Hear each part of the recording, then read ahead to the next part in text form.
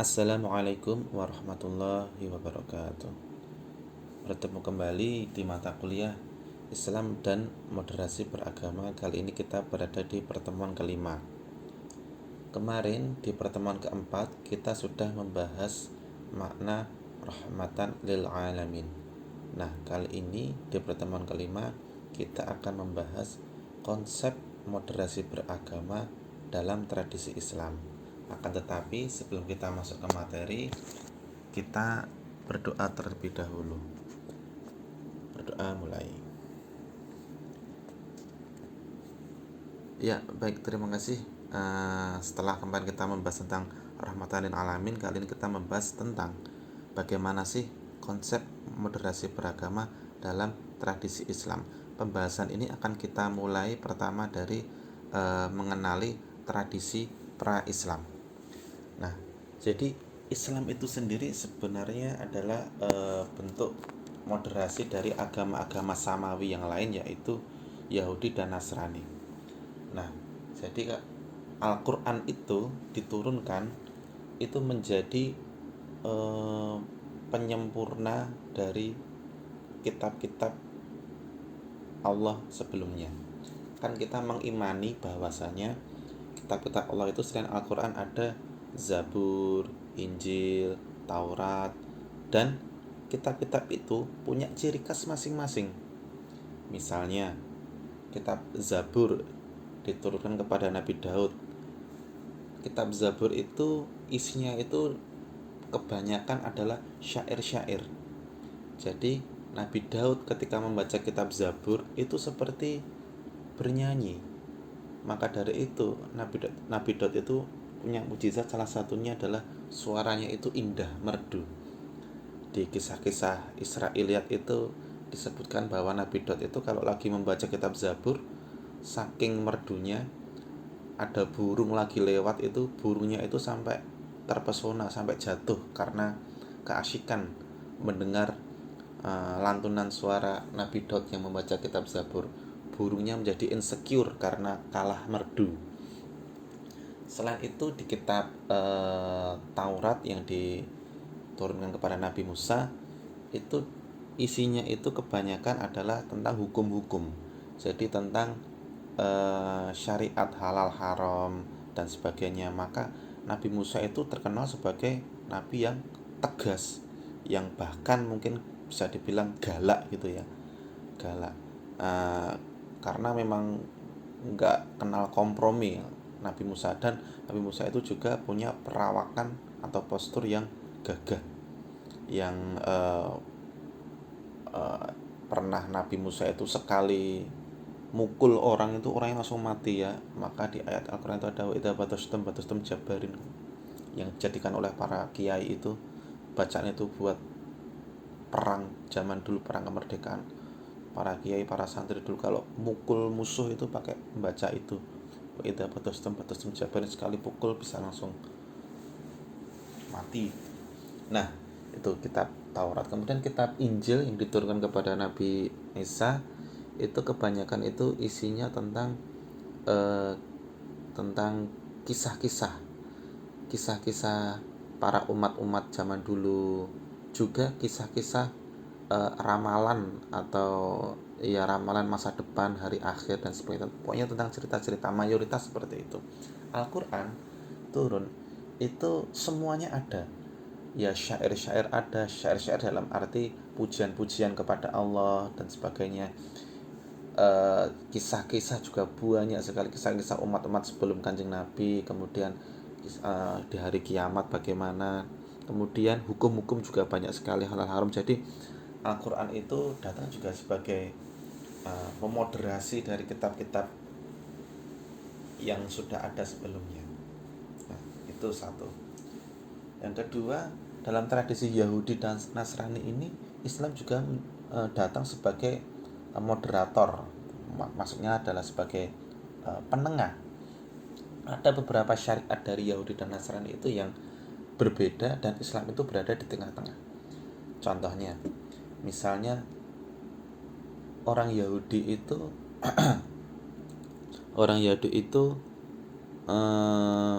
tidak mengenal batasan jumlah istri. Jadi boleh menikah sebanyak-banyaknya, unlimited. Sedangkan Nasrani itu menikah itu cuma boleh satu wanita, satu kali. Maka kita lihat di orang-orang Nasrani sampai sekarang pun seperti itu. Jadi mereka itu nikah itu ya cuma satu istri, cuma satu, nggak boleh ada poligami di dalam penganut agama Nasrani. Kalau Yahudi ya tadi boleh poligami sebanyak-banyaknya. Nah, Islam datang menjadi pertengahan, yaitu membatasi kalau mau poligami itu maksimal 4 dalam satu waktu. Nah, jadi itu salah satu bentuk pertengahan juga. Tidak terlalu bebas boleh menikah sebanyak-banyaknya, tapi juga tidak terlalu ketat hanya boleh satu istri juga tidak. Tapi membatasi boleh poligami maksimal 4 orang dalam satu waktu. Maka dulu kita melihat itu kisah-kisah, ya ini ada kisah Israiliyat ya. Jadi kalau kisah Israiliyat itu jangan diimani tapi juga jangan diingkari. Nabi Daud itu punya istri itu 99. Bahkan Nabi Sulaiman, ya anaknya Nabi Daud yang juga seorang raja, itu sampai 500. Nabi Sulaiman itu dalam satu malam itu bisa mendatangi 10 orang istrinya, kurang lebih seperti itu. Luar biasa. Nah, ada kisah menarik Nabi Daud itu kan, sekali lagi ini Israiliyat ya. Nabi Daud itu kan punya istri 99. Nah, kemudian suatu hari ya, Nabi Daud lagi jalan-jalan. Tiba-tiba ketika jalan-jalan itu, Nabi Daud melihat ada sosok wanita yang cantik sekali. Wanita ini sangat menarik hati Nabi Daud. Akhirnya Nabi Daud itu kepo. Kemudian karena kepo, pengen tahu, Nabi Daud stalking, siapa sih dia, orang mana, dan seterusnya. Nah, kemudian Nabi Daud menemukan fakta bahwa ternyata si wanita cantik itu tadi adalah istri dari panglima perang, panglimanya kerajaannya Nabi Daud. Nah, kemudian Nabi Daud mencari cara bagaimana supaya Nabi Daud itu bisa menikahi si wanita istrinya panglimanya tadi. Lalu Nabi Daud mencari ide, akhirnya Nabi Daud dapat ide supaya Nabi Daud mengutus pasukannya beserta panglimanya itu ke suatu daerah yang jauh sekali. Nah, akhirnya panglimanya manut-manut saja karena taat kepada Nabi Daud yang selain seorang nabi juga seorang raja. Berangkat, kemudian setelah berangkat berbulan-bulan tidak kembali. Nah, kan kalau seorang suami tidak menafkahi istrinya 3 bulan itu dianggap sudah tertalak. Akhirnya Nabi Daud berhasil menikahi si wanita tadi. Wanitanya juga mau-mau saja. Lah siapa yang gak mau sama seorang nabi? Sudah nabi, raja, tadi suaranya juga merdu, pokoknya perfect lah. Lagi pula suaminya juga mungkin sudah meninggal, gak ada kabar dan sebagainya. Akhirnya Nabi Daud, istrinya yang tadinya 99 ditambah 1 menjadi 100. Ternyata panglima perang tadi belum meninggal. Ketika pulang, kaget istrinya sudah tidak ada di rumah. Ketika mengetahui bahwa istrinya sudah dinikahi oleh Nabi Daud, si panglima juga gak berani melawan Nabi Daud. Siapa yang berani melawan Nabi Daud? Nabi, raja, juga badannya tuh kuat. Nabi Daud itu punya mukjizat, bisa membuat baju perang zirah. Baju perang itu dari besi pakai tangan kosong. Saking kuatnya Nabi Daud. Panglimanya suruh menghadapi Nabi Daud, nggak berani.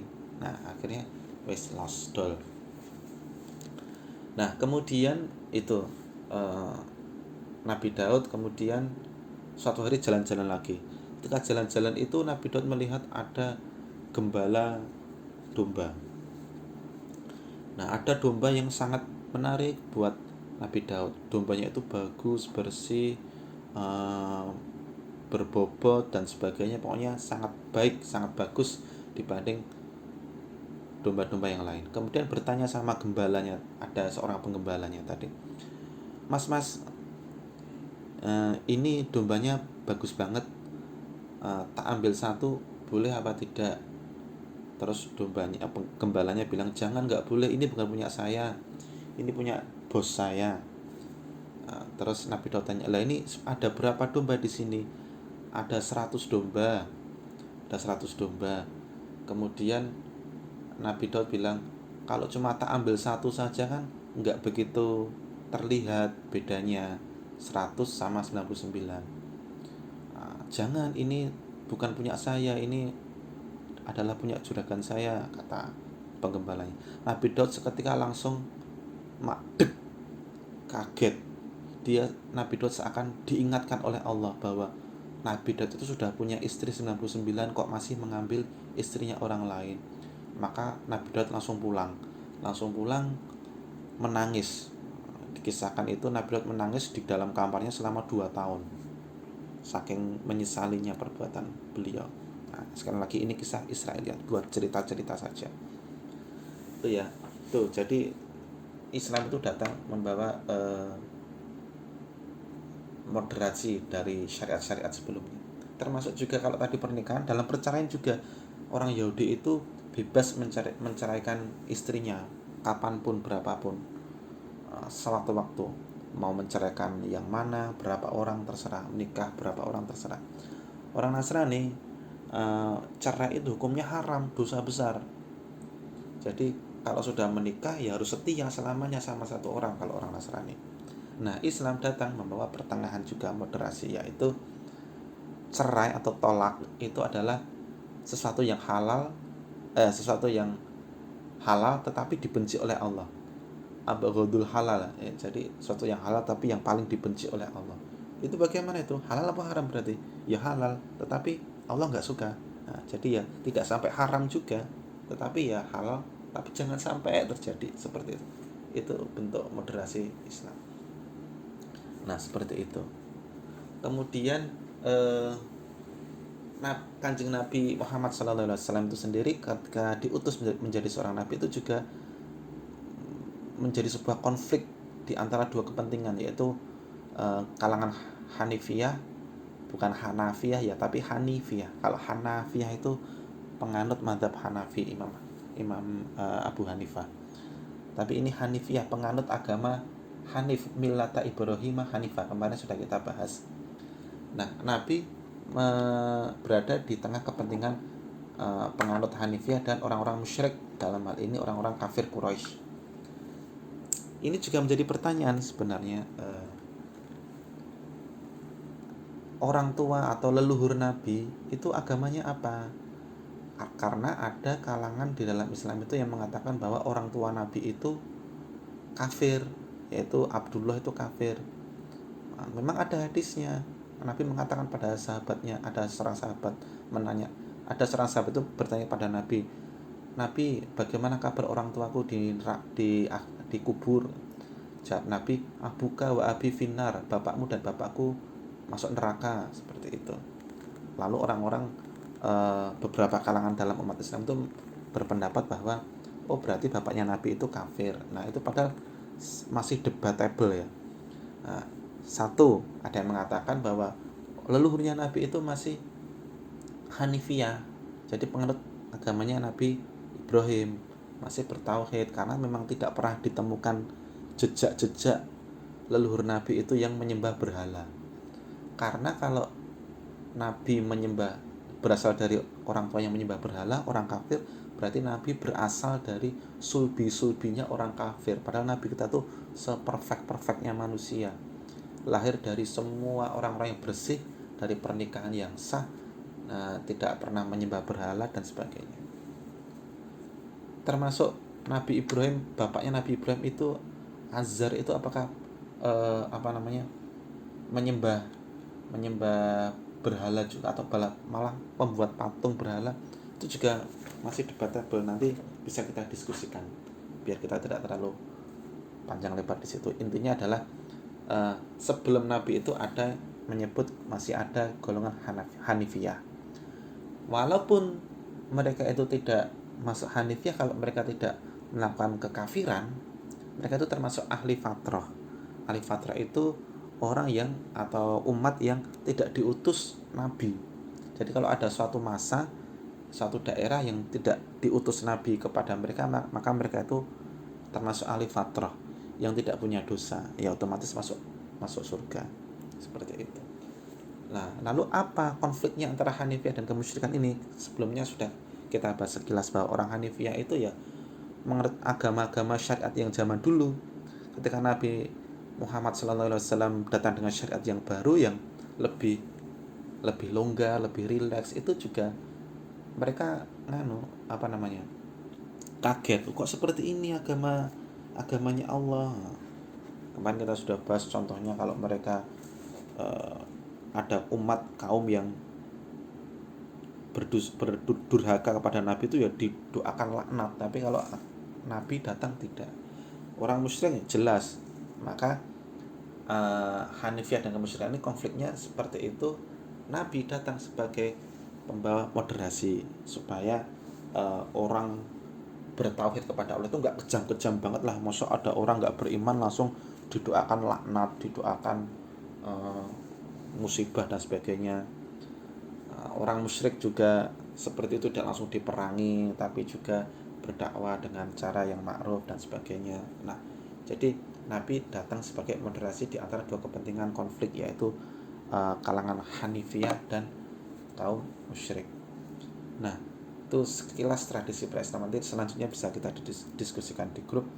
Kemudian kita masuk bab berikutnya, yaitu tentang tradisi Jawa.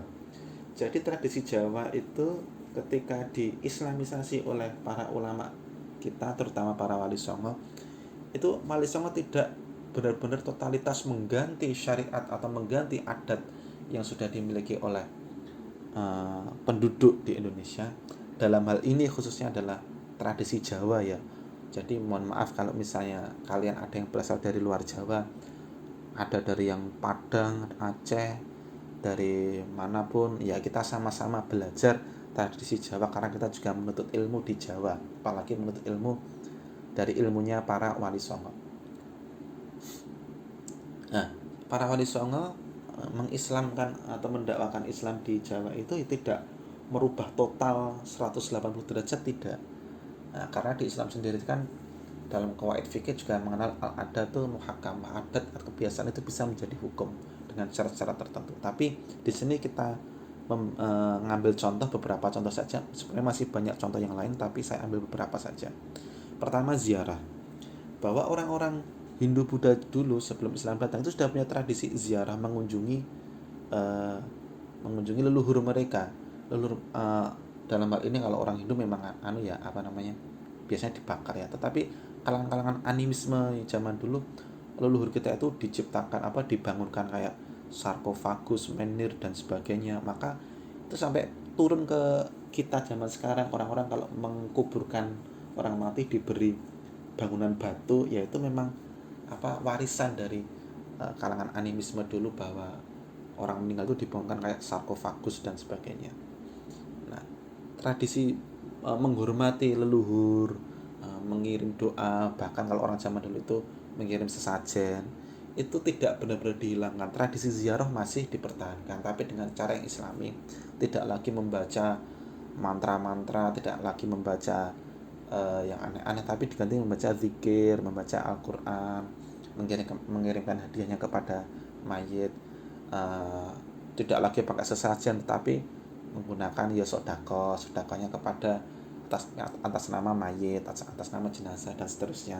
Kemudian melakukan atau mengadakan ritual-ritual seperti saat nyadran. Jadi di Jawa itu ada tradisi nyadran sebelum bulan puasa masuk, itu biasanya orang-orang berziarah ke makam leluhur dan sebagainya. Nah, itu dipertahankan karena memang Nabi juga menganjurkan ziarah kubur. Tinggal yang baik dari tradisi yang sudah ada dikombinasikan dengan Islam, akhirnya tidak begitu mencolok. Akhirnya umat umat-umat Jawa, manusia-manusia yang didakwahkan agama Islam di Pulau Jawa ini akhirnya menerima karena memang sesuai dengan kebiasaan mereka yang suka ziarah seperti itu. Kemudian berkurban. Orang-orang zaman dulu juga sudah berkurban, tapi berkorbannya bukan kepada Allah tetapi kepada orang-orang zaman dulu itu berkorbannya kepada selain Allah, entah itu kepada jin, kepada lelembut, kepada makhluk yang lain, dan itu termasuk kebiasaan orang musyrik yang harus kita hilangkan. Jadi tradisi korbannya itu masih, tetapi diniatkan kepada Allah. Dagingnya daripada dibuang, daripada mubazir, mending dibagi-bagi kepada warga sekitar, buat nyate, buat tongseng dan sebagainya. Jadi itu termasuk dakwahnya Sunan Kudus di Kudus itu sana. Orang Hindu di sana kan sangat menghormati sapi ya, maka di sana juga dakwahnya Sunan Kudus jangan sampai kita menyembelih sapi nanti menyakiti umat Hindu, sembelih aja yang lain seperti kerbau, kambing dan sebagainya. Akhirnya karena Sunan Kudus menghormati orang Hindu juga menyambut Sunan Kudus, akhirnya dapat hidup berdampingan dengan baik. Tahlil juga, tahlil itu kan tradisi yang memperingati kematian keluarga kita yang 7 hari, 40 hari, 100 hari, 1000 hari, dan haul tiap tahun. Nah itu juga sebenarnya berasal dari tradisi Jawa juga. Di Hindu ada, di Nasrani juga ada. Nah umat Islam yang didakwakan oleh Wali Songo ya tradisinya tetap ada, cuma daripada diisi hal-hal yang mungkar, yang mubazir, yang musyrik dan sebagainya, mending diisi dengan kalimat thayyibah, dengan zikir, dengan baca Al-Quran, dengan sedekah dan sebagainya, itu lebih baik. Kemudian tradisi suronan itu biasanya orang-orang Jawa itu melarung sesajen di pantai misalnya. Nah karena apa? Untuk menghormati entah siapa gitu. Nah umat Islam itu datang tidak meniadakan ritual itu, ritualnya yang tidak sesuai dengan Islam ya dihapus, tetapi menghormati bulan suronya, menghormati bulan Muharramnya itu tidak dihapus. Itu tetap menghormati bulan Muharram tetapi dengan cara yang lain, misalnya puasa, menyayangi anak yatim dan sebagainya. Jadi tetap menghormati bulan Muharramnya atau bulan suronya tapi dengan amalan yang lebih islami. Itu sekilas tradisi Jawa. Kemudian kita masuk ke moderasi beragama dalam akidah. Nah, jadi moderasi beragama dalam akidah ini ada banyak hal, saya contohkan beberapa saja, nanti yang lain bisa memberi contoh di diskusi. Yang pertama, Khawarij dan Murji'ah ini sekilas sudah kita bahas di pertemuan sebelumnya. Khawarij itu pokoknya hukum Islam itu harus tegak, orang yang nggak menjalankan syariat Islam itu dosa besar, harus dihukum mati. Itu Khawarij, teroris itu Khawarij. Kemudian Murji'ah itu orang yang bebas, yang orang itu nafsi sendiri-sendiri aja, urusi amalnya masing-masing, nggak usah ngurusi amalnya orang lain. Nah, itu Murji'ah. Moderasi dalam hal ini ya kita berada di tengah-tengah, kita berusaha menegakkan syariat Islam tapi juga menghormati orang lain. Kalau orang lain tidak menjalankan syariat Islam ya bukan berarti kita musuhi, enggak, tapi kita dakwahkan dengan yang baik. Kalau sudah tidak mau ya sudah, la ikraha fiddin, tidak ada paksaan dalam agama. Kemudian yang kedua, antara musyabbihah atau mujassimah dengan Jahmiyah. Mungkin ini agak sedikit debatable ya, tetapi saya sampaikan saja, nanti kalau ada diskusi boleh disampaikan. Musyabbihah atau mujassimah ini golongan yang mensifati Allah itu secara physically, secara jisim, mujassimah, jisim. Misalnya Allah punya tangan, Allah punya mata kayak manusia gitulah, punya kaki dan sebagainya. Jadi ketika ada ayat yadullah fauqa aidihim, tangan Allah di atas tangan-tangan mereka, itu tangannya itu ya kayak tangan manusia gitu, ada jarinya. Bahkan di kitab-kitab mereka itu dijelaskan bahwa tangannya Allah itu kanan semua. Aneh toh? Ya itu ada seperti itu. Itu disebut golongan musyabbihah atau mujassimah yang menyerupakan Allah dengan makhluk. Kemudian orang-orang musyabbihah mujassimah juga meyakini bahwa Allah itu ada di arsy. Jadi Allah itu punya singgasana di arsy dan Allah sedang di situ, sedang jagongan, sedang duduk di situ. Nah, itu golongan musyabbihah mujassimah meyakini seperti itu. Mereka kayak gitu juga punya dalilnya juga. Jadi bukan berarti mereka salah, tapi punya argumentasi. Sedangkan Jahmiyah itu mengatakan Allah itu ada di mana-mana. Jadi ya kita di kamar itu ada Allah, di kamar mandi ada Allah, di sekolah, di kampus ada Allah. Allah ada di mana-mana. Kalau yang musyabbihah mujassimah, Allah ada di langit. Nah, kalangan di moderasi beragama ini kita pakai yang Ahlussunnah wal Jamaah bersumber dari makalahnya Ali bin Abi Thalib, yaitu Allahumma wujud bila makan. Allah itu ada tanpa tempat, tidak bertempat. Jadi Allah ada di mana? Allah tidak bertempat. Kalau Allah bertempat, berarti tempat itu lebih besar daripada Allah. Apakah ada yang lebih besar daripada Allah? Kan mustahil, karena Allah kan maha besar. Maka tidak ada tempat yang bisa menampung Allah. Jadi Allah ada di luar tempat itu. Kalau Allah ada berada di suatu tempat, berarti dulu sebelum tempat itu ada, sebelum tempat itu diciptakan, Allah ada di mana? Nah, maka Allah itu ada di luar semua tempat, seperti itu. Nah, jadi moderasi beragama di tengah itu. Bagaimana mensifati jisim Allah, ya, jisim Allah yang tadi tangan, kaki, mata dan sebagainya. Nah, maka ditakwil atau dimaknai sebagai yang lain, misalnya Allah itu istawa alal arsh. Ada yang mengatakan Allah itu duduk di atas arsy, padahal bisa kita maknai sebagai Allah itu berkuasa, menguasai arsy dan sebagainya. Kemudian misalnya yadullah fawqa aydihim, tangan Allah di atas tangan mereka, itu bisa kita maknai bahwa perlindungan Allah atau rahmatnya Allah. Dan seperti itu nanti bisa kita bahas atau kalian bahas di perkuliahan mata kuliah yang lain. Kemudian Qadariyah dan Jabariyah ini sudah kita bahas kelas juga, bahwa Qadariyah itu mengatakan manusia itu punya usaha. Jadi Allah itu menciptakan alam semesta dan seisinya, terus udah ditinggal pergi. Manusia yang kemudian menentukan nasibnya sendiri. Kalau Jabariyah sebaliknya, yaitu manusia itu semua takdirnya itu sudah ditetapkan oleh Gusti Allah. Manusia itu mau maksiat, mau beribadah, mau jadi orang baik, itu sudah ditakdirkan. Jadi ketika ada orang mengatakan kenapa kamu bermaksiat, kenapa kamu ini, sudah ditakdirkan oleh Gusti Allah. Oh, ini Jabariyah ini. Seperti itu. Moderasinya itu dalam hal ini ya kita meyakini bahwa Allah sudah menuliskan takdir kita di Lauhul Mahfuz, tetapi kita sebagai manusia kita juga bisa berikhtiar, bisa berdoa, karena berdoa itu juga bisa mengubah takdir. Di hadisnya seperti itu. Nah, itu sekilas moderasi beragama dalam akidah. Kemudian moderasi beragama dalam syariah. Nah, dalam ini kita dianjurkan untuk bermadhab, jangan sampai tidak bermadhab. Silahkan memilih madhab yang mana, yang terutama madhab yang muktabar ya. Ada 4 madhab yang muktabar, yaitu Syafi'i, Hanafi, Hambali, dan Maliki. Kemudian saat kita bermadhab itu ya antara dua konflik juga, yaitu muqallid dan talfik. Muqallid itu apa? Muqallid itu yang pokoknya manut madhab Syafi'i, wis madhab yang lain itu keliru semua. Pokoknya ikut madhab Syafi'i, apa yang dikatakan ulama Syafi'i pasti benar. Nah, itu tingkatan muqallid. Kalau untuk orang awam, yaitu bagus daripada dia tidak bermadhab.